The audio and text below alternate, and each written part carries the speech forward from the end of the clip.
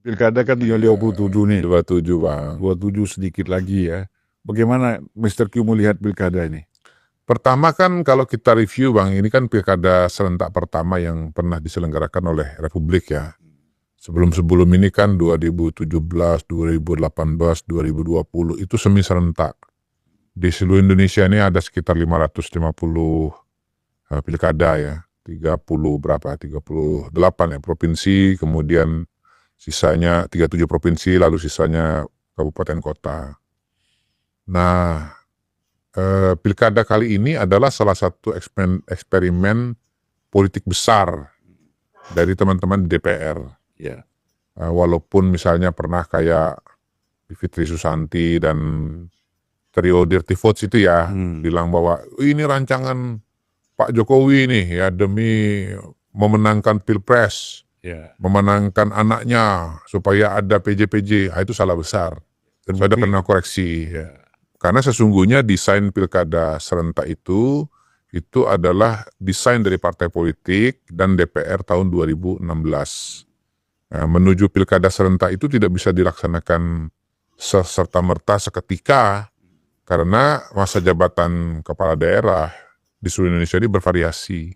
Sehingga dibuatlah pengelompokan-pengelompokan yang intinya jadi 3 pengelompokan yang saya ceritakan tadi. 2017, 2018, 2020 gitu supaya ya PJ-nya nggak terlalu lama, nggak motong masa jabatan kepala daerah ya. Dan baru bisa betul-betul serentak itu adalah tahun 2024 ini. Nah, karena ini barang baru ya belum dilaksanakan, kita belum bisa melihat secara keseluruhan.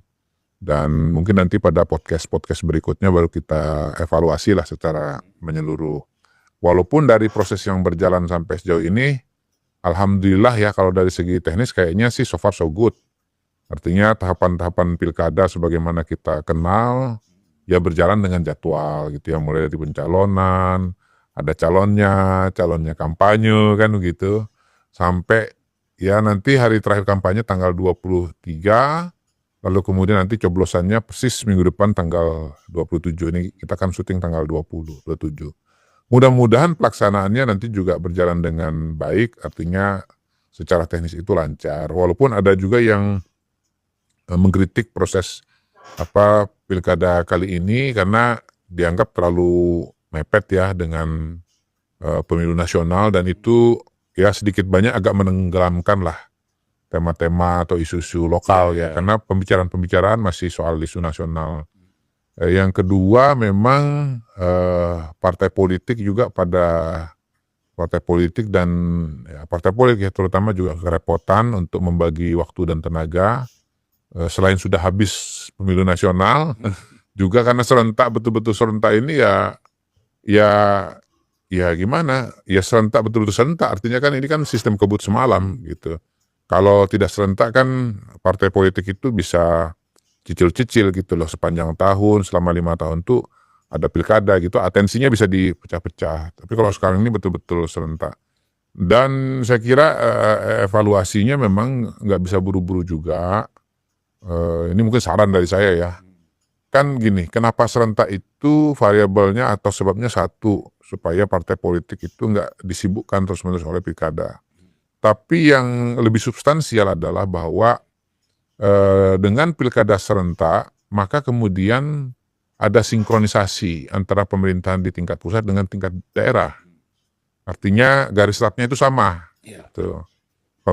Kepala daerahnya sama-sama, gubernur dan bupati wali kota sama-sama. Masalah tidak sinkron ini kan sebetulnya bukan cuma terjadi antara pusat dan daerah, tapi di daerah pun juga terjadi problem itu antara gubernur dengan bupati wali kota gitu. Nah, pemerintah pusat juga bisa sinkronisasi. Dan itu tergambar dari kemarin waktu saya ikut acara rapat koordinasi yang dilakukan oleh pemerintah pusat dengan pemerintah daerah, dihadiri semua bupati, wali kota, DPRD di Sentul Convention Center itu. Saya langsung mengatakan begini sama Pak Mendagri, Bapak ini harus ulangi lagi kegiatan ini tahun depan. Karena yang hadir pada hari ini adalah para PJ gitu. Yang notabene masa jabatannya itu akan habis pada bulan November. enggak, Februari. Januari malah. Januari. Ya Januari tahun depan, karena direncanakan pelantikan itu awal Februari. Jadi ya mungkin 3 bulan setelah dilantik itu ya harus ketemu lagi dengan Pak Prabowo, ketemu dengan pemerintah pusat, mendapatkan penjelasan mengenai program-program presiden ya, dan bagaimana upaya untuk melakukan sinkronisasi antara pemerintah pusat dengan pemerintah daerah itu berjalan dengan optimal gitu. Jadi sebetulnya pada titik itu keinginan untuk mensinkronkan pemerintah pusat dengan pemerintah daerah, saya kira sih harusnya tercapai lah ya. Paling tidak dari segi kapan mulainya gitu. Nah, yang akan jadi soal sekaligus jadi dinamika dan mungkin topik kita kali ini, diskusi kita kali ini adalah bagaimana nanti hasil pilkada itu, orang yang terpilih itu bisa sinkron nggak dengan dengan pemerintah pusat, dengan Presiden Prabowo? Ini pertanyaannya, Mr. Fit. Apa alasannya harus sinkron? Ya karena memang program pemerintah itu kan dia harus dijalankan secara secara konsisten antara di pusat dengan di daerah. Kalau terjadi program pemerintah pusat ditolak oleh pemerintah daerah, ya nggak bisa jalan program tersebut gitu Bang. Katakanlah misalnya program makan bergizi gratis. Kalau ada daerah yang menolak, ya nggak bisa jalan program ini. Ya. Yang kedua, program perumahan murah bagi rakyat, 3 juta loh bangunnya, gede banget, banyak banget. Nah itu kalau mau dilaksanakan, kalau pemerintah pusat tidak mendukung, mungkin juga akan mengalami kesulitan. Saya belum tahu seberapa sulit ya, karena kita harus tahu dulu skema detail dari program pembangunan 3 juta rumah ini seperti apa. Di mana letak peran pemerintah daerah, di mana peran gubernur, di mana peran bupati, wali kota. Tapi dugaan saya besar, karena masalah tanah, masalah ini dan itu, segala macam perizinan dan seterusnya itu besar. Kemudian soal swasembada pangan, misalnya. Swasembada pangan, ya dimulai dengan misalnya membangun food estate, gitu ya. Misalnya katakanlah di Merauke, itu Papua Selatan kalau tidak salah ya. Kemudian misalnya di Kalimantan Tengah, lalu saya dengar juga ada di Sumatera Selatan gitu. Ya kalau pemerintah kabupaten kota tidak mendukung, Nggak jalan. kesulitan atau nggak jalan atau terlambat ya. Kemudian pemerintah provinsi juga nggak mendukung, juga akan kesulitan. Sementara untuk diketahui oleh masyarakat, Pak Prabowo ini ingin secepat-cepatnya swasembada pangan itu tercapai, Bang. Kenapa ingin secepat-cepatnya? Karena kita harus mitigasi resiko perang dunia ketiga, mitigasi resiko pandemi gitu ya. Situasi-situasi di mana pangan itu menjadi vital gitu ya. Dalam situasi perang misalnya, negara-negara yang terlibat perang ya tentu akan mengamankan kebutuhan mereka sendiri dulu kan. Gitu. Negara-negara yang produsen, eksportir, mau kirim ke Indonesia, tapi misalnya kalau lagi perang, ada hambatan masalah transportasi, kayak misalnya perang Rusia dengan Ukraina, itu kan sempat membuat krisis gandum kan, sehingga saya kan gitu. Bisa menimbulkan krisis energi gitu. Sehingga kemudian ya memang kita harus mencukupkan kebutuhan dalam negeri. Gitu ya. Perang dunia bisa terjadi sewaktu-waktu, pandemi juga bisa terjadi sewaktu-waktu. Swasembada energi. Ya katakanlah misalnya begini, kita fokus, kita mau optimalkan sumber daya alam kita misalnya. Katakanlah untuk program EBT ya, energi baru dan terbarukan di Kalimantan Utara misalnya. Ya kalau pemerintah pusat, pemerintah daerahnya nggak mendukung, nggak bisa berjalan itu Bang. Gitu. Jadi antara pemerintah pusat dengan pemerintah daerah itu harus sejalan, pemikirannya harus sama untuk memastikan bahwa program ini bisa berjalan gitu. Ya untuk ilustrasi ya udah pernah kejadian di mana pemerintah pusat dengan pemerintah provinsi berbeda dan akhirnya program itu nggak jalan. Walaupun program itu sangat didukung oleh masyarakat, ya sangat menggembirakan masyarakat Indonesia. Peristiwa apa itu? Peristiwa batalnya penyelenggaraan Piala Dunia U20 di Indonesia.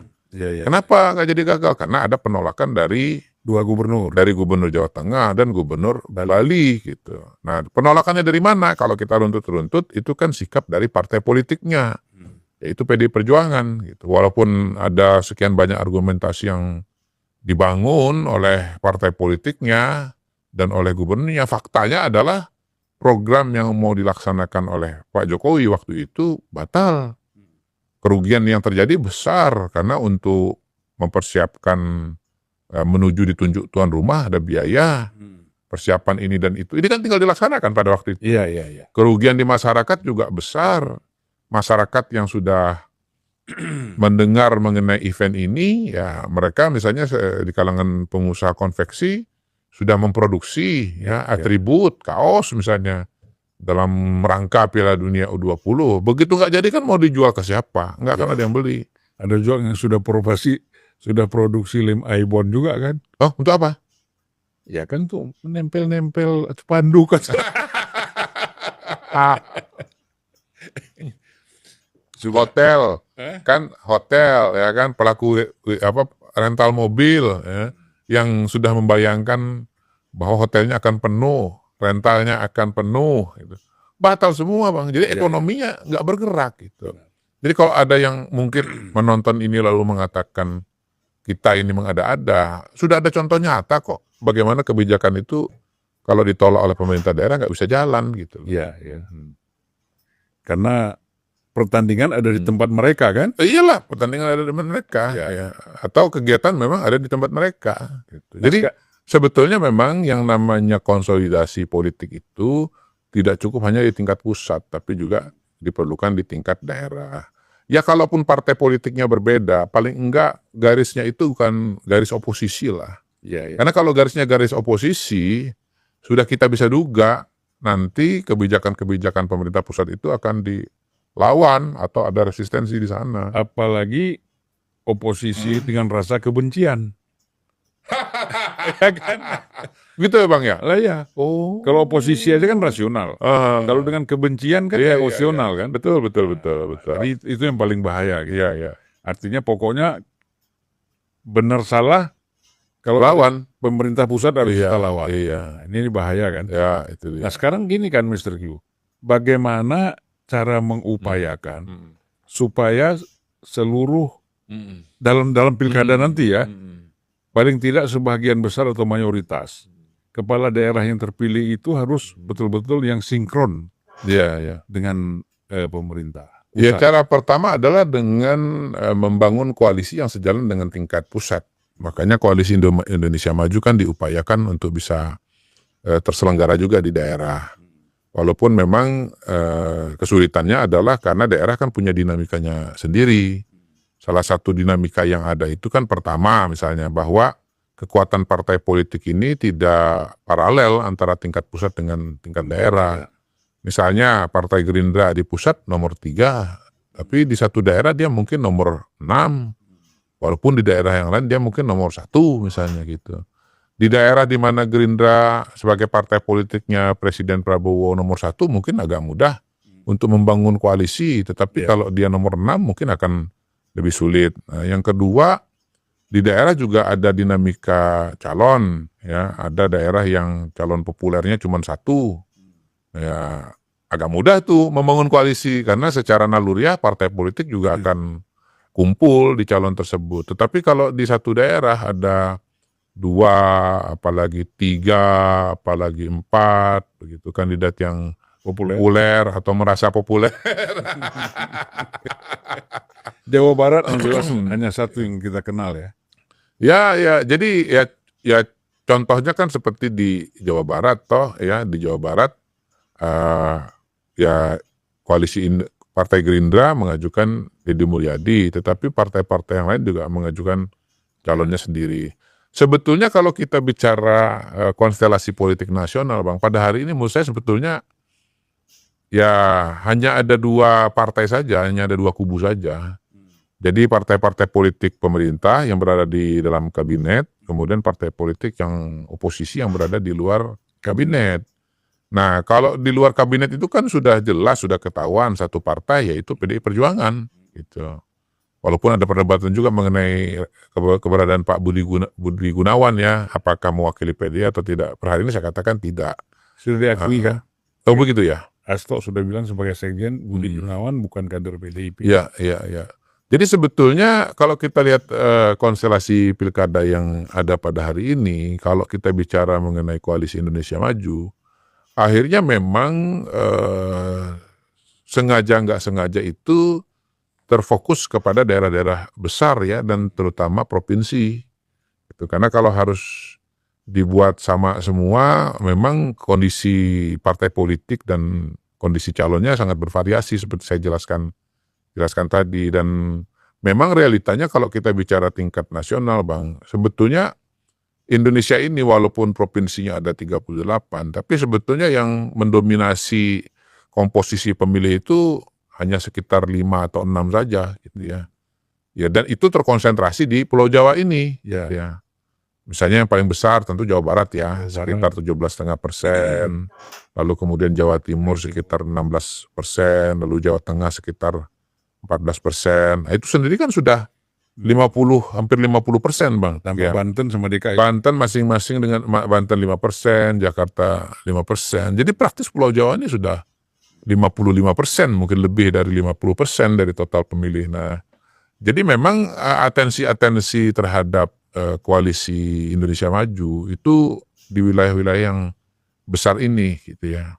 Dan kalau kita lihat konstelasi pada hari ini memang pengelompokan itu lebih mengerucut lagi terjadi pada daerah-daerah yang dalam tanda kutip strategis dan PDI Perjuangannya itu cukup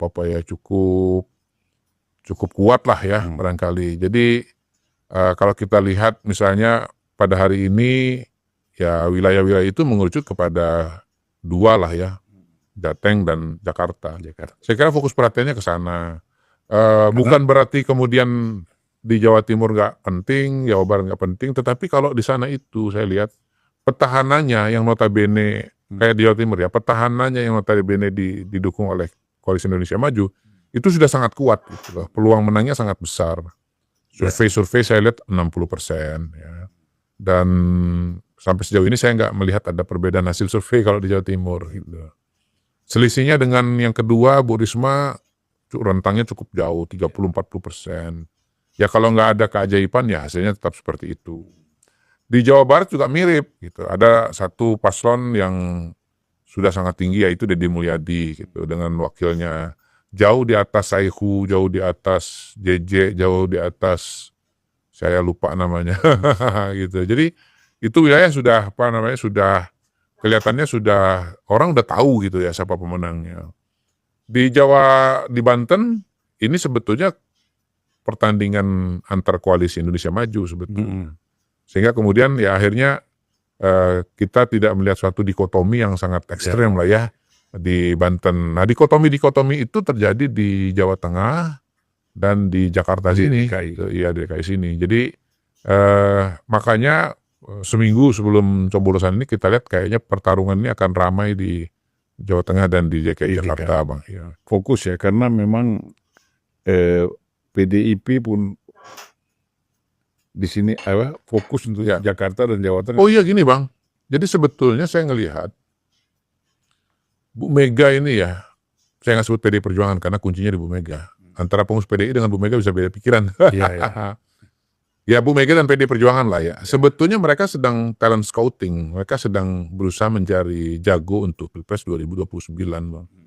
Jadi Pilkada 2024 ini sangat penting karena sebetulnya ini wajah dan ini mencerminkan proyeksi pertarungan 2029 yang akan datang. Gitu. Nah tentu fokus dan perhatiannya kembali kepada daerah-daerah yang besar-besar.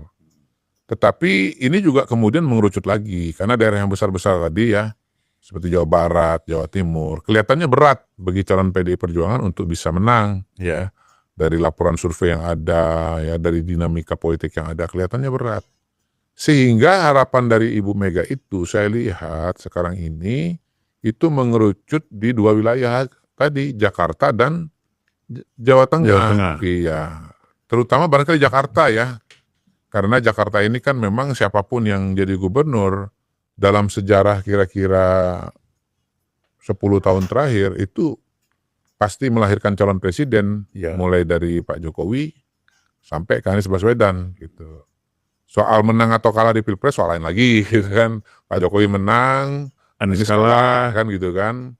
Nah, kemudian Jawa Tengah, ternyata Jawa Tengah juga potensial melahirkan calon presiden. Buktinya siapa? Ganjar Pranowo gitu.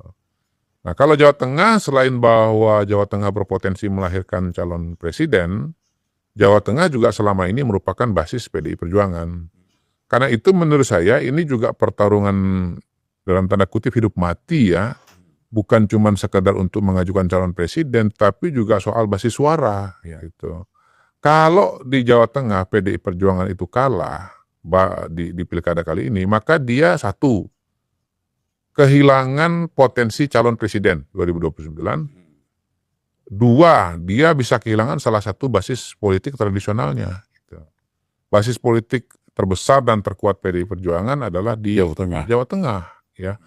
Jawa Tengah, di Jawa Timur PDI kuat juga, tapi di sana harus berbagi dengan PKB. Ya, harus berbagi dengan PKB. Ya, kalau di Jawa Tengah praktis dia sendirian. Kita lihat dari sejarah hasil-hasil pemilu legislatif itu ya dominan sekali partai PDI Perjuangan. Jadi kalau misalnya kalah di Jawa Tengah, ini adalah pukulan politik yang menurut saya berat buat PDI Perjuangan, terutama kalau dia berbicara masa depan.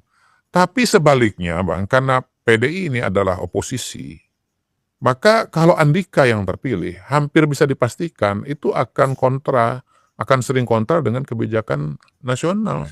Iya. Andika, nih saya pelan-pelan ngomongnya. Andika akan menjadi Ganjar jilid 2. Entah apa nanti yang akan dia tolak, itu program pemerintah yang akan dilaksanakan, program pemerintah pusat yang akan dilaksanakan di Jawa Tengah. Nah, menolaknya tidak semata-mata bahwa kemudian perbedaan analisis kebijakan publik ya Bang ya. Saya mengakui bahwa satu kebijakan publik itu cara mengimplementasinya bisa berbeda-beda gitu. Bukan semata-mata itu, tetapi juga karena begini, ada kebutuhan juga bagi oposisi ini untuk membangun spektrum oposisi yang luas, bertahan, dan untuk itu memang memerlukan bahan baku atau bahan bakar. Gitu. Nah, salah satu bahan baku atau bahan bakarnya itu adalah dengan melakukan penolakan, perlawanan terhadap kebijakan pemerintah pusat gitu. Diargumentasikan bahwa kebijakan ini nggak benar, tidak berpihak kepada rakyat gitu kan, dan karena itu kemudian harus ditolak gitu, gitu Bang. Nah, contoh yang ilustrasi yang lain barangkali ketika kita bicara pilkada di Jakarta misalnya, ketika Anies menang, program normalisasi sungai tidak dilanjutkan. Normalisasi sungai yang dirintis pada era Pak Jokowi, era Pak Ahok itu tidak dilanjutkan. Nah, normalisasi sungai itu kan kaitannya dengan rencana penyelesaian masalah banjir toh. Gitu. Jadi banjir ini terjadi karena apa? Karena sungai-sungai yang tadinya menampung air hujan itu sudah menyempit, kemudian sudah dangkal, sehingga daya tampungnya berkurang jauh gitu. Normalisasi itu kan sebenarnya mengembalikan daya tampung air. Ya. Nah, untuk mengembalikan daya tampung air itu kemudian dibikin misalnya itu dibikin turap, ya kan begitu. Kemudian pinggir-pinggir sungai itu dibersihkan gitu ya, dirapikan gitu. Nah, ketika Anies maju kan dia mengangkat isu bahwa ini penggusuran gitu. Ini tidak berpihak kepada rakyat kecil, lalu tidak mau melakukan penggusuran. Nah, karena tidak mau melakukan penggusuran, dibuatlah rumusan solusi yang namanya naturalisasi itu. Di luar yang lain-lain ya Bang ya. Salah satunya naturalisasi ini kalau kita bicara spesifik sungai. Menangani masalah banjir kan ada banyak caranya kan. Bikin resapan air, bikin sumur resapan gitu, bikin bendungan di hulu, menghijaukan kembali hutan. Tapi kesimpulan Anies masalahnya banjir ini karena hujannya dari atas katanya. ya begitulah Bang. Jadi saya melihat bahwa dalam konteks politik pada hari ini dengan adanya pembelahan antara Koalisi Indonesia Maju dengan PDI Perjuangan, maka semua pola-pola komunikasi, semua pola-pola kebijakan publik dari kepala daerah, terutama daerah-daerah yang penduduk yang strategis dalam pengertian penduduknya besar atau kemudian eksposur medianya besar, itu resistensi itu atau penolakan atau kontra argumen itu pasti akan terjadi gitu. Dan pada titik itulah yang kita bahas di awal, bahwa kebijakan Pak Prabowo, kebijakan pemerintah pusat itu akan mengalami kendala atau mengalami hambatan di daerah-daerah yang melakukan penolakan gitu loh. Jadi itu sebetulnya konteksnya kenapa misalnya Pak Prabowo memberikan atau menunjukkan dukungan terbuka kepada Pak Lutfi dan Pak Yasin. Karena beliau yakin bahwa kalau Lutfi dan Yasin, program-program pemerintah pusat itu akan didukung gitu loh. Bukan hanya sinkron tapi didukung. Nah, sementara kalau yang satunya kemungkinan bisa ditolak. Jangan dibantah ya, nggak mungkin nolak. Udah ada sejarahnya kok. Menghambat. Menghambat ya, sudah ada sejarahnya kok gitu loh ya. Jadi ini sesuatu yang faktual. Dan kalau kemudian Pak Jokowi juga mendukung Pak Lutfi, ya pertama tentu kenal dengan Pak Lutfi. Dan Pak Lutfi sudah lama bertugas di Jawa Tengah gitu ya. Berbeda dengan Pak Andika gitu ya, yang relatif baru di Jawa Tengah. Ya tentunya lebih wajar kalau lebih percaya kepada Pak Lutfi. Apalagi tadi kembali bahwa Pak Prabowo itu adalah keberlanjutan Pak Jokowi, dan Pak Prabowo itu punya rencana-rencana besar yang harus dijaga supaya bisa dilaksanakan gitu ya. Khawatirnya kalau bukan Lutfi nanti terjadi penolakan gitu. Nah, hal yang sama juga terjadi di Jakarta ya. Kita lihat Pak Jokowi juga menyatakan dukungan kepada Ridwan Kamil. Di satu sisi beliau mengatakan ya karena saya melihat rekam jejak, dan itu memang nggak salah. Ya kalau dicari orang yang mengerti cara mengelola daerah, memimpin daerah, mengelola kota, mengelola provinsi, ya paket lengkap itu ada di Ridwan Kamil. Karena dia pernah wali kota Bandung, kota juga yang besar gitu ya. Kemudian ya problematika kota besar udah diketahui lah, udah pernah dihadapi. Kemudian pernah memimpin provinsi ya, gubernur. Jadi kalau ditanya apa bisa Ridwan Kamil memimpin Jakarta, ya pasti bisa lah. Dia udah 5 tahun wali kota, 5 tahun gubernur Jawa Barat gitu loh. Luas Jakarta ini kan ibaratnya seperti Bandung aja kan. Iya betul. Kelasnya wali kota sebenarnya. Betul. Dia kan sudah pernah jadi gubernur Jawa Barat, yang daerah yang terluas. Iya, nah kalau Mas Pram kan, ya oke beliau anggota DPR, menteri, tetapi bukan kepala daerah. Gitu. Jadi kalau kita bicara pengalaman yang lebih relevan adalah pengalaman seorang Ridwan Kamil. Belum lagi kalau kita tambahkan memang backgroundnya adalah apa tuh, urban design dan seterusnya gitu. Jadi Ridwan Kamil kalau pakai kacamata rasionalitas politik adalah calon yang lebih relevan untuk Jakarta, lebih tepat untuk Jakarta ketimbang dengan Mas Pram gitu ya. Nah kalau saya mau tambahkan lagi gitu, kalau dibilang ini kan Ridwan Kamil dari Jawa Barat, dari Bandung, wah ini identik dengan Persib gitu kan, nanti nggak ngurus Persija, salah. Justru Pak Ridwan Kamil itu ya dia membina Persib, mendukung Persib karena beliau wali kota dan gubernur. Nah kalau dia nanti gubernur di Jakarta, ya pasti ngurusin Persija. Dan seorang Ridwan Kamil seperti halnya dia ngurusin kota Jakarta, dia sudah berpengalaman ngurusin klub sepak bola. Udah berpengalaman ngurusin klub sepak bola. Nah kalau Mas Pram saya nggak tahu. Jadi pernah nggak ngurusin bolanya itu ada? Ya? Sudah gitu. Sudah. Jadi kalau misalnya sekarang ada tudingan gitu bahwa Pak Ridwan Kamil tidak mendukung Persija, salah. Dia pasti mendukung. Karena sebagai pejabat di Jakarta dia pasti mendukung. Yang kedua, dia akan mendukung dengan sangat baik. Kenapa? Karena dia telah mendukung Persib sebagai salah satu klub terbesar. Kan klub terbesar di Indonesia ini ya Persib lah, Persija lah gitu loh. Dia bisa mengantarkan dia bisa mengantarkan Persib menjadi juara. Tentu bisa juga mengantarkan Persija menjadi juara gitu. Kalau Mas Pram, mohon maaf, Pak Dharma Pangrukun, mohon maaf, pernah nggak ngurus tim sepak bola seperti Ridwan Kamil mengurus Persib Bandung gitu loh. Itu perlu dijernihkan itu kacamatanya itu. Iya. Jadi saya kira memang salah satu yang memojokkan Ridwan Kamil gitu kan, seolah-olah dia tidak dipojokkan Bang. dipojokkan. Iya.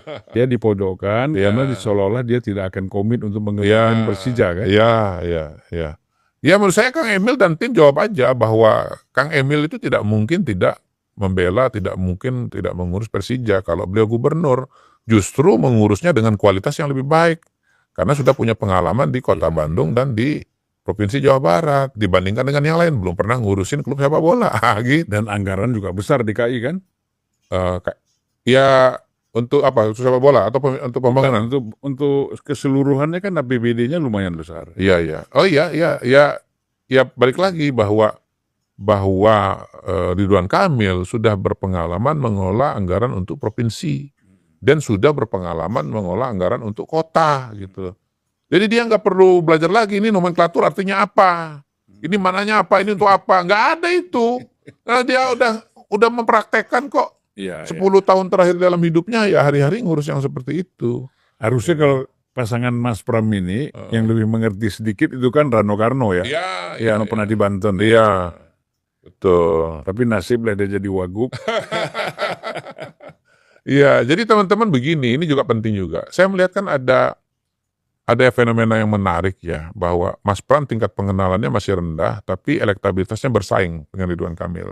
Nah itu pasti variabel yang lain gitu. Kalau saya rinci sih 2 variabel sih. Pertama variabelnya Rano Karno, karena Rano Karno kan populer ya. Apalagi dia diimage-kan sebagai etnis Betawi walaupun bukan karena main film Sidul. Jadi mohon maaf teman-teman, jadi teman-teman ini jangan-jangan memilih pasangan Pramono, Rano, karena Rano. Padahal yang akan menjalankan pemerintahan, Pramono. Gitu loh. Lain ceritanya kalau paslonnya Rano Pramono. Iya. Yang menjalankan pemerintahan adalah Rano. Jadi pada hari ini teman-teman tuh harus sadar. Pemirsa ini harus sadar, masyarakat harus sadar. Jangan sampai Anda memilih Pramono Rano karena Rano, padahal yang akan jadi gubernur mengambil keputusan adalah Pramono. Kecelean artinya Anda. Rano cadangan. Iya, gitu Bang. Jadi ada banyak hal yang perlu dijernihkan dan diletakkan pada konteksnya gitu. Ya. Cuman kemarin saya nggak bisa kan lagi tugas hari ini cuti yang ngomong aja saya. Gitu Bang. Jadi saya bisa jelaskan situasi dan kondisinya dengan lebih dengan lebih proporsional dan lebih jernih Bang gitu. Kemungkinan menangnya si Ridwan Kamil bagaimana Mr. Q melihat? Oh saya lanjutkan sedikit sekalian menjawab itu. Nah yang kedua yang ada di belakang Pramono Rano, Pram baru pengenalannya baru di bawah 60%, tapi kemudian sudah di atas Rano adalah saya melihat bahwa anak Abah ini ya sebetulnya sudah berada di belakang pasangan ini gitu. Nah, sudah ada di belakang pasangan ini karena mereka sebagai kelompok oposisi. Ini kan oposisi ini kan ada 2 nih Bang pada hari ini. Ada oposisi merah, ada oposisi hijau nih. Nah, ini mereka melihat bahwa Ridwan Kamil adalah representasi dari Prabowo dan Jokowi. Prabowo Jokowi itu satu paket Bang. Kalau kemarin Jokowi Prabowo, sekarang Prabowo Jokowi gitu. Satu paket. Jadi mereka lawan gitu. Nah, satu kelompok lagi, bukan 2 ya, berarti 3 ya.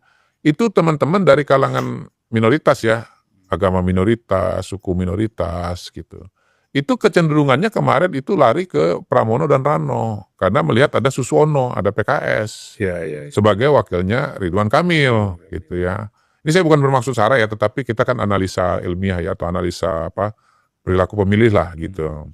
Nah, masuknya dukungan masuknya dukungan Anies Baswedan kepada Pramono dan Rano. Kalau menurut saya itu bukannya menaikkan suara, menggelembungkan suara, tapi malah menggemboskan suara, Bang. Kenapa? Ya, oke, anak Abah tetap di situ, ya. Oke, pemilih Rano tetap di situ. Tetapi pemilih kalangan minoritas di Jakarta ini kemungkinan besar akan lari, gitu loh. Karena buat mereka melihat Anies itu lebih serem dibandingkan melihat PKS gitu. Ingat peristiwa 2017 ingat peristiwa 2017 itu gitu loh. Munculnya politik identitas dalam pilkada di Jakarta gitu. Dan ya peristiwa-peristiwa berikutnya lah yang tentu kita pahami semua. Jadi mereka akan lari dan memang Anies ini sebetulnya berkoalisi dengan Pramono Rano pada tahun ini karena dia sebetulnya sedang mencari celah untuk maju lagi sebagai calon di 2029 yang akan datang sebagai entah calon presiden entah wakil presiden gitu. Kan partai politik sekarang kan udah habis dalam tanda kutip ya bergabung di Koalisi Indonesia Maju, bergabung dengan Pak Prabowo. Iya, peluang yang tersisa itu adalah PDI Perjuangan. Nah, kita lihat kemarin-kemarin waktu pencalonan di Jakarta dan pencalonan di Jawa Barat, Ibu Mega kan belum terbuka hatinya kepada Anies ini gitu. Nah, mungkin Anies merasa melihat kesempatan untuk melunakkan hati Ibu Megawati pada hari ini gitu loh. Sehingga kemudian ya dia berkoalisi dengan Pramono dan Rano. Ya sebetulnya kan begini. Kalau ada pertanyaan Bang, gimana peluang Ridwan Kamil? Kemarin kan 50-50 itu Bang. Waktu belum Pramono dan Rano belum menggandeng Anies Baswedan. Tetapi setelah Anies mendukung Pramono dan Rano, hemat saya ini loh, bisa lari loh pemilih minoritas itu, sehingga akhirnya ya mereka akan geser ke Ridwan Kamil ya. Ada juga kemungkinan lari ke Dharma ya, tapi saya mengatakan kepada pendukung Ridwan Kamil jangan lari ke Dharma karena surveinya terlalu kecil 3%, 4%. Anda ke sana tidak akan menambah apa-apa. Kalau Anda mau ke depan ini pembangunan berjalan dengan optimal karena yang jadi gubernur sudah berpengalaman, lalu kemudian Anda tetap ingin Pak Prabowo sebagai presiden 2029, ya tutup ruang bagi Anies Baswedan untuk maju, dan pintu itu ya Anies buka untuk masuk itu lewat Pramono Rano. Jadi pilihlah Ridwan Kamil gitu loh. Jadi saya lihat ini justru menjadi game changer ya, masuknya Anies ini ya, dikira akan mengunci kemenangan tapi malah justru akan menggagalkan kemenangan gitu. Dikira suhu ternyata cupu. Nah, itu istilah saya. Anies ini dikira suhu ternyata cupu gitu. Ya tentu ini tesis dari saya. Kita lihat nanti bagaimana realisasinya pada tanggal 27 November. Silakan teman-teman pemirsa berkomentar, mengajukan pendapat setuju atau tidak dengan tesisnya Mr. Q ini, bahwa Anies itu adalah faktor menggemboskan suara atau menaikkan suara gitu. Ini Anies itu suhu atau cupu gitu. Kalau menaikkan suara suhu, tapi kalau justru menurunkan suara itu artinya cupu. Kalau saya boleh mewakili barangkali. Oh, silakan Bang. Pasti Bang. Ya, justru kalau Anies itu masuk mendukung kubu Pram dan Rano, itu sangat merugikan. Ya, karena pertama kita tahu basis Anies di Jakarta itu adalah PKS. Ya, kan itu. Ya. Dan mereka sudah ada tempatnya di Suswono. Kan gitu. Nah kemudian kerugian yang kedua tadi, selain minoritas, kelompok-kelompok nasionalis lain yang tidak suka sama Anies juga bisa keluar lagi. Iya. Lari lagi kan gitu. Iya. Jadi semakin berkuranglah dukungan kepada Pram. Iya. Jadi ini di sini memang harus hati-hati ya. Iya. Karena saya melihat kalau PKS tidak berada bersama Anies, nggak ada gunanya dukungan itu. Kalau saya Bang, misalnya ada di timnya Pramono Rano, saya kemarin diam aja, karena trennya udah naik gitu. Begitu ada Anies, bukannya naik malah turun. Dan munculnya Anies ini juga membuat elit politik kunci, itu kemudian tergerak hatinya dan tergerak kakinya untuk terjun lagi ke sini. Ya. Begitu ada deklarasi dari Anies kan, Pak Jokowi langsung muncul itu secara terbuka itu gitu. Jadi ya variabel Anies ini kan variabel yang saya kan lihat begini, saya udah pernah ngomong kalau nggak salah ini. Anies ini sebetulnya bagi elit politik nih ya, itu sebetulnya bukan opsi lagi. Karena apa? Karena mereka merasa nggak nyaman dengan Anies ya. Kepercayaan kepada Anies itu kan sudah turun banget gitu. Dia bisa memberikan skor 11 dari 100 kepada Pak Prabowo yang sudah mendukung dia dan membantu dia dalam pencalonan pilkada gubernur di Jakarta sampai terpilih, dan majunya Anies bisa maju calon presiden itu kan tidak lepas dari posisi dia di Jakarta, yang artinya kalau diruntut ada tangan Pak Prabowo di sana. Tetapi ya kalau kita bandingkan dengan debat Pak Prabowo dengan Pak Jokowi misalnya, apakah pernah ada kalimat-kalimat yang merendahkan seperti itu? Nggak ada gitu. Jadi orang itu elit politik ini menurut saya sebetulnya nggak percaya dengan Anies. Nah Anies pun ya kalaupun misalnya Pramono menang, ya belum tentu juga Bu Mega akan membuka hatinya. Karena udah tahu Anies pragmatis aja gitu ya. Dan pengalaman kan dengan Nasdem misalnya. Ya. Sekarang kan Nasdem, PKB, PKS, semuanya kan masuk dalam koalisi. Iya. Tapi Anies kan jalan sendiri kan. Iya. Nah, jadi kalau saya melihat bahwa memang faktor Anies ini memang banyak, di samping orang waspada, mencurigakan. Karena waspada itu pengertiannya adalah bahwa dia begitu mudah meninggalkan orang-orang yang punya jasa kepada kan gitu. Betul. Nah, Betul. jadi yang jelas kalau begini Bang, kalau Pramono menang, ya Andika kalah, maka kita bisa bayangkan lawan Pak Prabowo ke depan itu adalah Pramono. Ini buat pemirsa ya, bahwa Pilkada Jakarta dan Jawa Tengah 2024 ini bukan hanya pilkada, tapi ini sebetulnya proyeksi atau gambaran pertarungan 2029. Gitu. Nah Pramono kalau dia popularitasnya tinggi, ya dia wakilnya bisa aja ambil siapa, misalnya Anies, karena sudah sama-sama kan. Nah atau misalnya surveinya Anies masih lebih tinggi daripada Anies Pram, gitu. Kalau misalnya Andika menang juga, maka nanti dilihat antara Andika dengan Pram. Siapa yang surveinya lebih tinggi di 2029. Gubernur Jawa Tengah dengan Gubernur Jakarta siapa yang lebih tinggi gitu. Nah itu yang akan jadi calon presiden dan yang surveinya nomor 2 jadi. Dan itu rumit juga bagi Ibu Mega ngambil keputusan atau PDIP ya. Kalau menurut saya justru Bu Mega malah seneng, nggak rumit. Rumit itu kalau nggak punya jagoan Bang. Tapi kalau punya jagoan, ya rumit itu bagi Bu Mega adalah kalau Pram kalah, Andika kalah, ya nggak punya jago ke depan, siapa yang mau dijagokan? Nggak ada lagi. Nggak ada gitu. Mungkin Mbak Puan sebagai ketua DPR barangkali ya.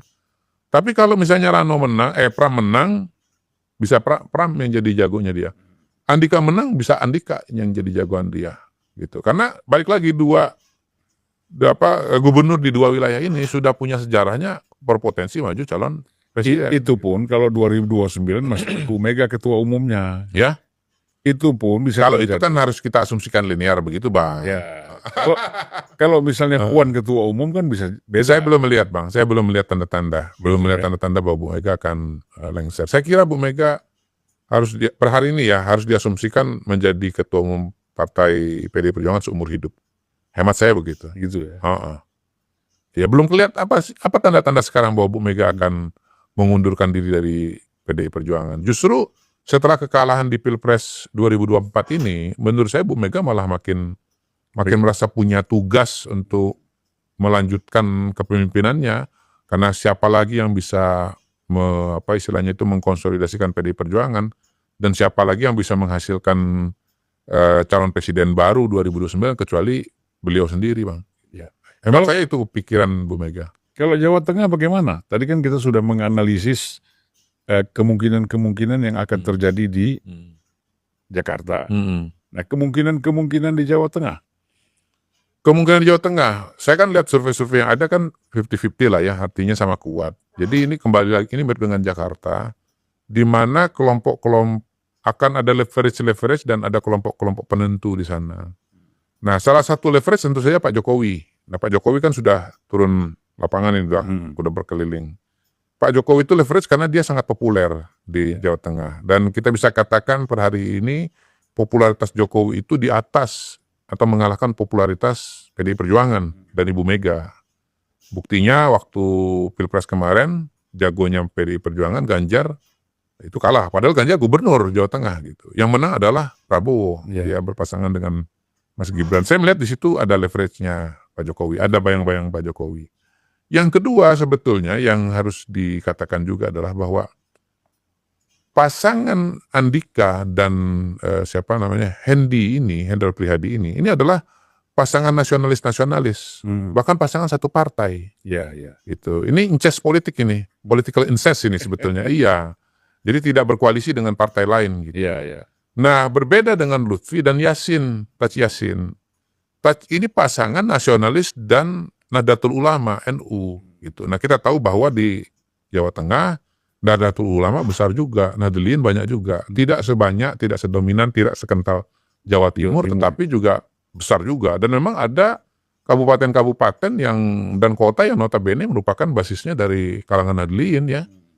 Misalnya kalau Solo, Boyolali, misalnya Karanganyar itu adalah basis PDI Perjuangan nasionalis.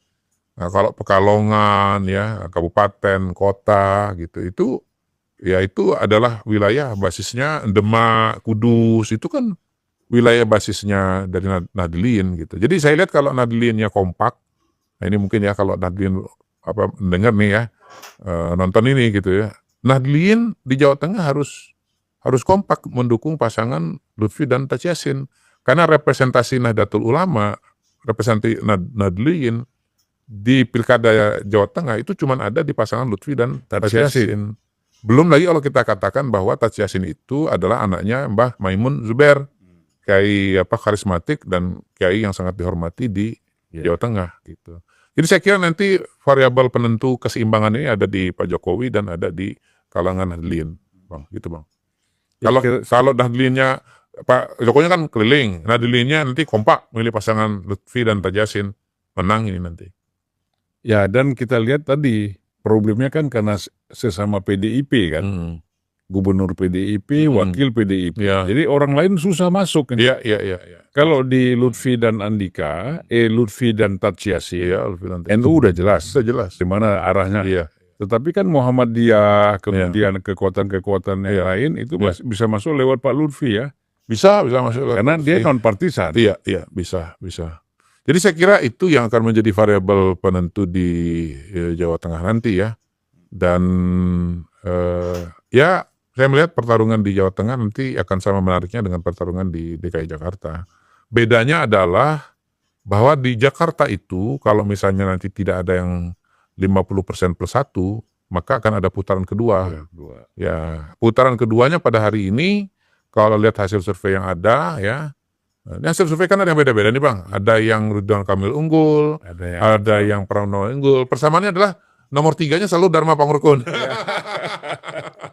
Gitu. Jadi yang lolos ke putaran kedua adalah dua nama itu, Ridwan Kamil atau Pramono. Kalau tidak ada yang 50% plus 1.